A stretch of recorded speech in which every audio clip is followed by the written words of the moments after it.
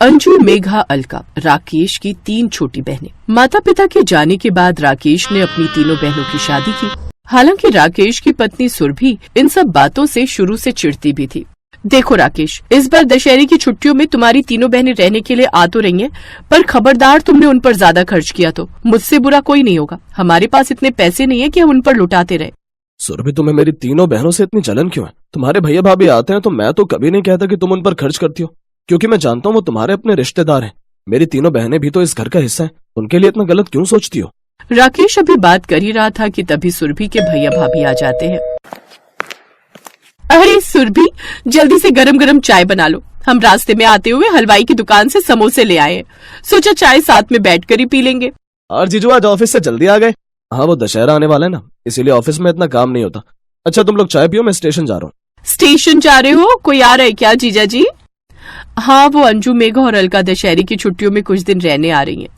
राकेश अपनी बहनों को लेने के लिए रेलवे स्टेशन चला जाता है। अरे यार, अब तुम्हारी तीनों नंदे आ जाएंगी तो हमारा तो आना जाना बहुत कम हो जाएगा। अच्छा तुम्हें लगेगा हम उनके सामने आएंगे। क्यों भाभी, ऐसा क्यों बोल रहे हो?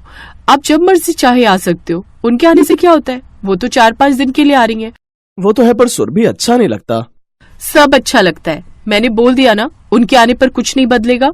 अंजू, मेघा और अलका तीनों बहुत अच्छे स्वभाव की थी। वो तीनों बहुत मन बनाकर काफी समय बाद अपने मायके आ रही थी, इसलिए तीनों में बहुत उत्साह था।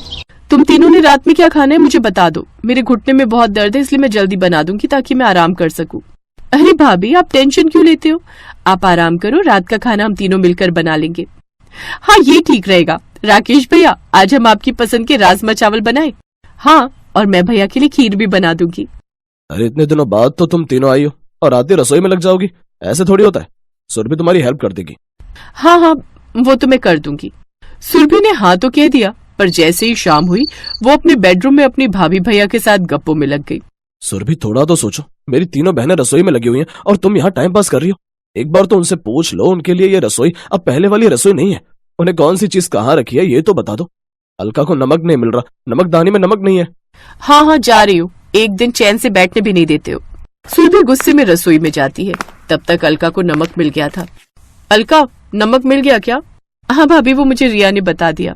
मम्मी, मुझे पता था कि आप नमक का डिब्बा कहाँ रखते हो, मैंने बुआ जी को दे दिया। वो मुंह बनाती हुई बाहर चली गई। सबने मिलकर खाना खाया। सुरभि के भैया भाभी भी खाना खाकर ही घर गए।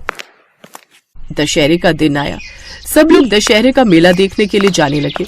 सुरभि के भाई की एंड वक्त पर कार खराब हो गई। जैसे ही सुरभि आगे की सीट पर बैठी तो उसके दोनों बच्चे रिया और दीपू पीछे बैठे। अचानक से सुरभि के भैया भाभी भी आकर कार में बैठ गए। कार पूरी तरह से भर चुकी थी। अरे सुनील, तुम्हारी कार का है? वो जीजू, मेरी कार का टायर पंचर हो गया था, मैं नहीं लाया। मैंने तो सोचा था तुम्हारी कार होगी तो आराम से सब बैठ जाएंगे।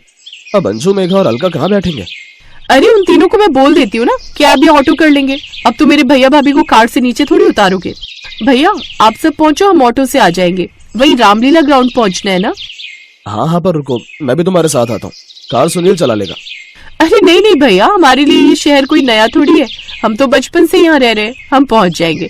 आप भाभी और सबको लेकर पहुँचो। अंजू, मेघा और अलका समझ चुकी थी कि उनकी भाभी जानबूझकर उनके साथ ऐसा बर्ताव कर रही है। दशहरे का मेला देखने के बाद सब लोग घर वापस लौटे। सबसे ज्यादा मन तो राकेश की तीनों बहनों का तब दुखा जब उन्होंने अगले दिन अपनी भाभी और उनके भैया भाभी की बातें सुन ली। वैसे सुरभि, तुमने कल बहुत अच्छे से अपनी तीनों नंदों को बेइज्जत किया। बेचारी जाते समय भी ऑटो में गई और आते समय भी ऑटो में गई। बेइज्जत तो करना ही था, तीनों मुंह उठाकर आ जाती हैं। अरे तीज त्योहार पर ये थोड़ी है कि मायके उठकर आ जाओ। मैं क्यों अपनी कार में उन्हें जगह देती? मेरे खुद के भैया भाभी बैठेंगे उसमें। क्यों भैया? हाँ वो सब तो ठीक है, पर जीजू ने तुझे कुछ बोला तो नहीं? अरे नहीं, मैंने उन्हें कुछ बोलने का मौका ही नहीं दिया। थोड़ा गुस्सा तो हो रहे थे पर मैंने संभाल लिया। अंजू, मेघा, अलका, तुमने ये अटैची क्यों पकड़ी हुई है?